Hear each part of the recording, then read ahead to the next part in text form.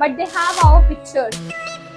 So we don't know who is attached with them, like who is a member of their organization.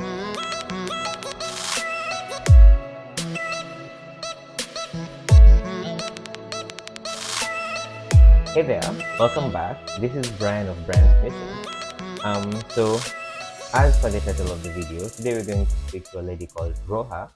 She's a Pakistani Christian lady who ran away from Pakistan with her family due to religious persecution. Most of you may not know this, but I used to work for refugees back home in Kenya. We used to go into camps, interview refugees for them to tell us as the reasons as to why they wanted to seek third country resettlement. But anyways, this is me rambling. Let's get into the video. Hi Roha, welcome to my channel. Hi. So do you mind telling us a little bit of your backstory, who you are? Yeah, sure. Okay, I'll just start with my intro. My name is Roha and I'm from Pakistan. It's been more than 9 years I'm living in Bangkok, Thailand. I just come like in 2013. I come to Bangkok, Thailand for first time. How was your childhood? How was it growing up in Pakistan? I can say it's very amazing and I love that memories. So which part of Pakistan do you come from? I'm from Lahore, Punjab. Lahore, Punjab. All right. Do you want to tell us the reasons that made you, move away from Pakistan? Actually, there are, I think so, a lot of reasons why we moved from our country to Bangkok, Thailand. The first thing is fear. So, fear of life. Like, Do you want to tell us more about that? yeah, actually, my father is a pastor. We are Christian, and the persons who like attack on us or why we left Pakistan, they are Muslim, and I cannot say all Muslim people are bad, but there are few people I can say who have different thinking. So that's why, like one time, my father went to one like worship meeting. There is one Muslim lady who bring their daughter. They have a very young daughter, like very small, and she cannot walk since she was born. They go to a lot of places, a lot of doctors, but nothing happened. So just they believe maybe if we go to one worship meeting, so prayer meeting, so maybe something happened because they have that like I can say the willness that they want to do. So my father carried that girl, and all the pastors around they start praying, like for her like uh, we can say it is healing. Yes. And when they pray, so the God bless her, and she start walking, and all of a sudden everyone is surprised in their family, and they call my father and his elder who's working with my father to come to our home and visit for some day for prayer. And my father went to their home 2-3 times, but they all are Muslims and they have some boys in their home. They will just start thinking maybe they convert our ladies into Christian, but there is nothing like that. It's just because they invite and we are just going for prayer or something like that. Because I'm also involved in the children ministry, and my mother is also involved in women ministry, because it's a freely worship and freely ministry where we all work together. So we try to enroll in all the activities. So that's why, and after that they were thinking that we are just converting people into Christianity, and they went to their, I can say, the other people which organization they all are attached or linked. So that person tell them all the things that few pastors coming to our home and they convert our ladies, so we are in like danger now. So all of a sudden they start saying, okay, so we will take the revenge, and they are the one who converting our ladies, and so we will kill that person. And they said if we kill that person, so we will get paradise. So all these things going on, and they went to the elder home because that is nearby. So we come to know they are coming. All of the sudden, we just close the lights and everything, and we just sit. They just knock the door. Maybe they were thinking we are not at home. Yeah. They broke the windows, doors, everything because we have glass windows. So they throw the stones, or we can say, and everything is broken, and we are inside, and we are too scared. If we come out, what they will do with us? Yeah. So they think that they are not at home because we put the lock at the door. So after that, when they went, after 1 hour, we are coming down. We just get down, and we went to another place to save our life. And my father all of the sudden said, okay, just bring your a bit clothes, like little bit clothes, the useful things, and just come out. And we went to another place. This is the reason why we left Pakistan and moved to Bangkok, Thailand, to save our life, because they know us very well. And we stay anywhere in Pakistan, they will find out, because they are too strong, too much connected with each other. So that's the reason why we shift to, yeah, Bangkok. How has it been living in Thailand for the past 9 years? It's too tough because Thailand is too different from Pakistan. When we come to Thailand, we have only 3 months visa, like the tourist visa. So after that, we don't have any document to show, and we don't have any jobs to survive in Bangkok, Thailand. And we are asylum seekers. We cannot work, and we have immigration problem. Like if something happened, the immigration will arrest us, and we went to the IDC.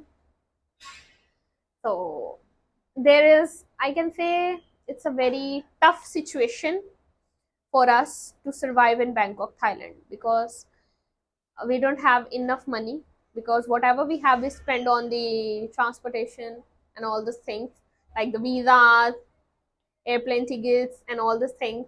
And we have very, like, I can say we have less than $100. And within like, there is one friend of my father who gave him like $300 to survive. Just start your beginning and to save yourself first. So total we have almost $400 to survive in Bangkok, Thailand. Yeah. And we like see one room, like one bedroom apartment, and the cost is almost 7,000 baht at that time in 2013.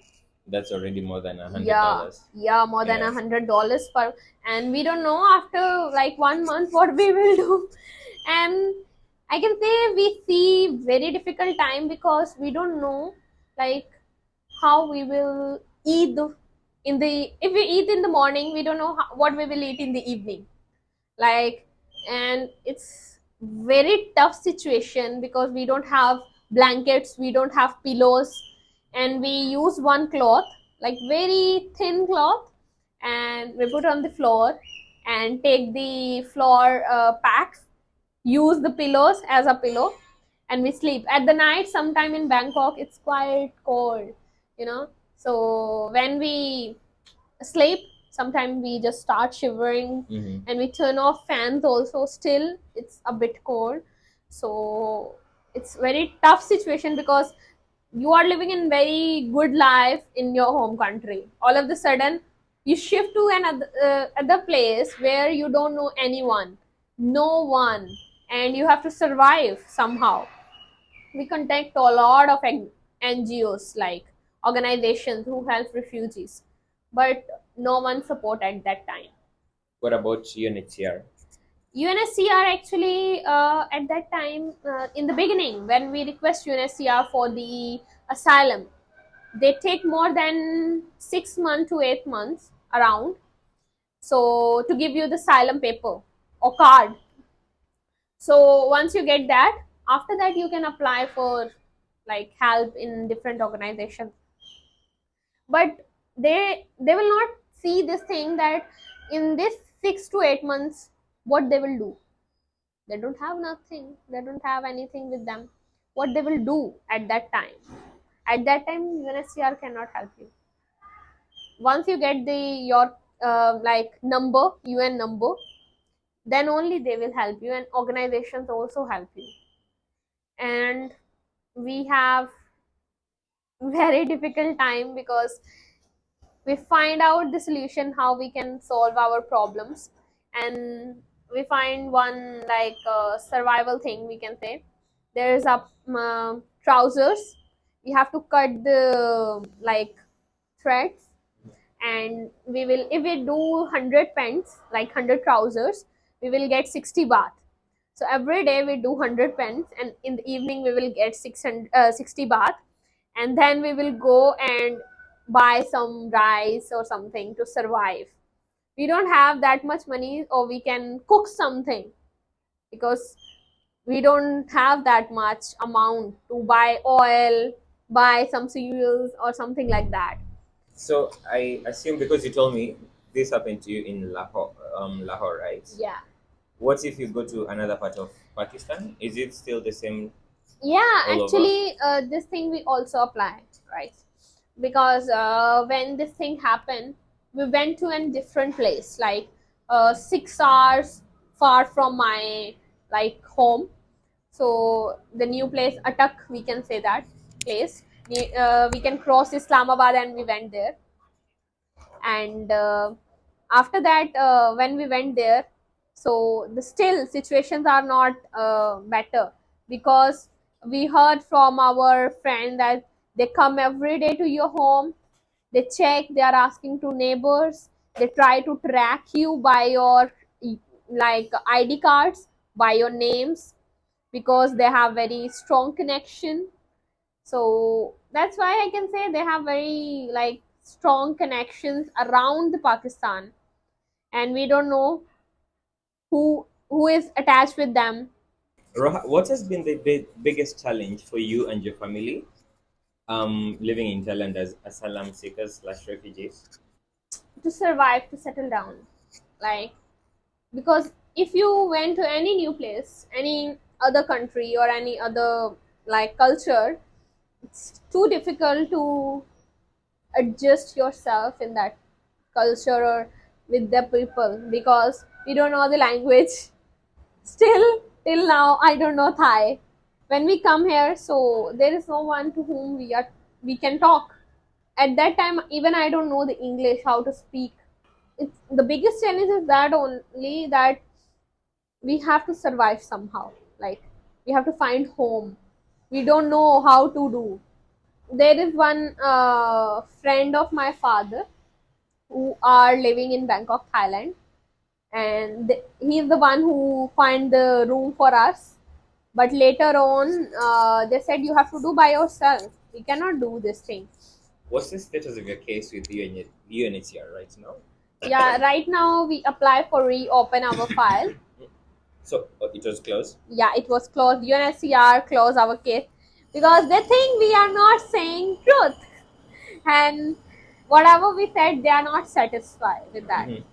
So they closed the case, and after that, when they closed the case in 2017, we went back in 2018 to Pakistan because my mother is um, facing too much medical problems, and we take her to the different hospitals, but everyone said that there is a lot of water in his body, extra water. If we cannot treat her, the water and blood mix together, and it's a big problem. She will death also, the cost of death also. So you have to find out the solution. And they half of the doctors, they don't understand what happened to her. Every time they tell, okay, this test, this test, this test, blood test, this test, kidney test, heart test, this test you have to do. And every time we have to spend more than like 10,000 for her treatment, but we cannot manage her medical cost. We went to the NGOs, but they said, sorry, we cannot help you.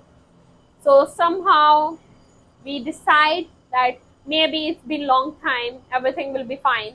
So me, my mother, and my brother went back because my father is the main like victim, we can say.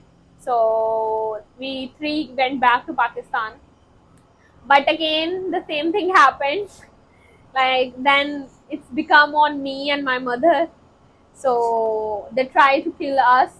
They just want us to convert our religion, and we will get married to some their people or something like that. So automatically we our religion will be convert, they said.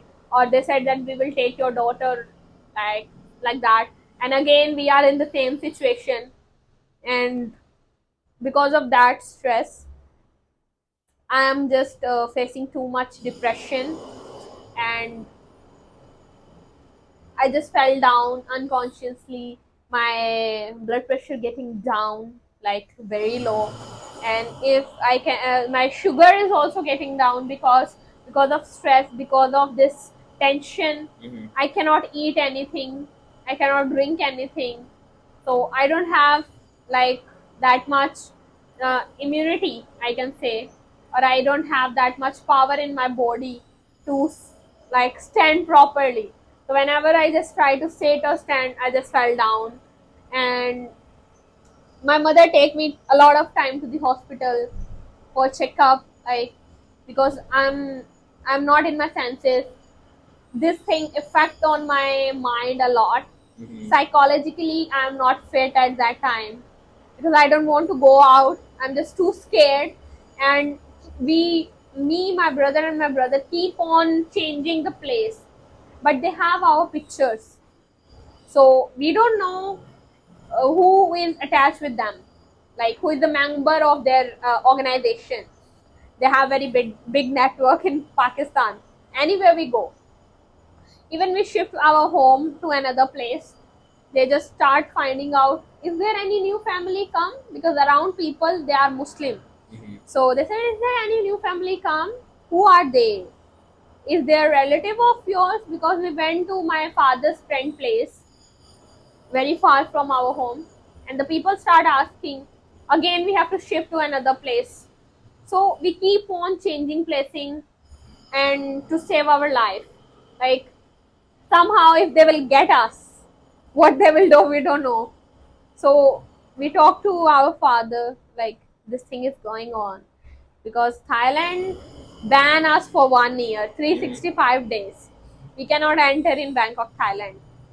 After going back to Yeah, Pakistan. Pakistan. We went back in 2018, and 2019 we come back. What do you think UNHCR needs to do to hasten your case? Because it's still on Like, pending on. yeah, actually we already tried to contact them, but when we come around 6 to 8 months, I'm in depression. I don't want to go out. I don't want to talk to anyone, even not with my parents. After that, I contact UNSCR by mobile phone, and they said you can just send the request.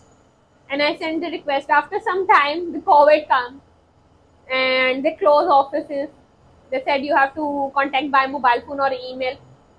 So I contact them a lot of time. They didn't attend the call, and I'm just fed up with this thing. Like I try to contact, but no one reply. And after that, like 1 year, I say my mother is having ITB, and the treatment is costly, I can say. So somehow we manage, like because I start working with NGOs as an interpreter. So somehow we managed to do the treatment. But one thing finished, another disease come. The eye disease. Our eye tube is filled with fill of water, extra water. Because of that, doctor said that the treatment is not available in Thailand. We did the surgery, but same thing. She cannot see properly, and she cannot stand in front of like heat a lot of time, like very long time. So again, after that my friend tell me, okay, why you don't approach any lawyer, to guide you, because I'm too far with this legal thing. I don't know anything. Then I just contact with one organization who provide lawyers to asylum seekers. I contact them more than 8 months for the appointment, and after that they said send all the documents, everything. I send them and keep on waiting, keep on calling them. I need appointment, is urgent. And then after that they give me appointment in I can say in August. August of this year? Yeah, this year. Last month. Last month. So did you go for the appointment? Yeah, I went. I talked with the lawyer. He take a like interview, short interview. Tell about yourself, about your story. I explain him everything, give him the evidence related to my case.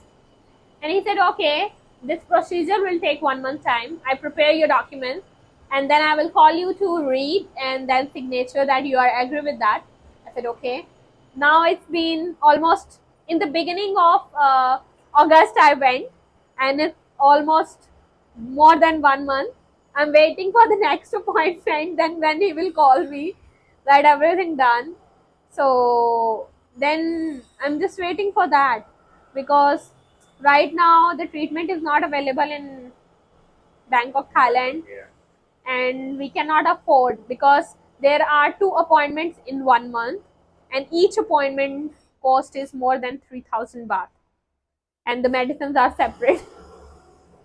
So that hospital is government hospital, but still we contact to medical organization who support refugees and asylum seeker for the support, but they said sorry, we cannot do. And now we have a lot of bills with us, like which we are paying. We try to manage. Sometimes my mother skipped her appointments because of money. Yeah.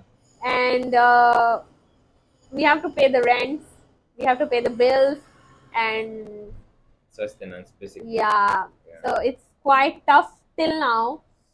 And I don't know how's the future, but I can say only the thing. Maybe if UNSCR reopen our case, there are some good things coming to us. Yeah. So we can find some solution for that. Maybe we can tell to UNSCR, okay, now we are registered already. Our file is open.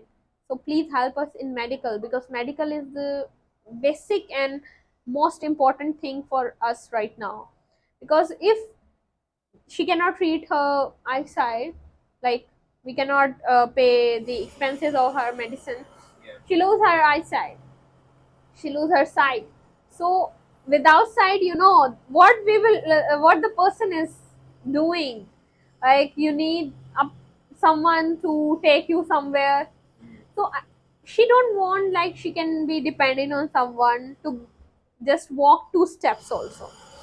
So we are very depressed and in a stress, that what we have to do. Roha, so what is your parting shot uh, about being an asylum seeker refugee in Thailand? the most important thing is education. In Pakistan, we are going to schools, we can study. In Bangkok, Thailand, the schools are too expensive, we cannot afford, we don't have education. In Pakistan, at least we don't have fear of immigration and the basic needs. We can say, at least in Pakistan we have home. Here we don't have any home. Every month we have to pay, and from where that money will come, we don't know. Like we have to struggle every day. Being a asylum seeker is a challenge. Each and every asylum seeker is facing all these problems. I'm not talking about myself only. You can talk with any asylum seeker. They have the same problem. Medical issues, then the like expenses, house expenses, food expenses.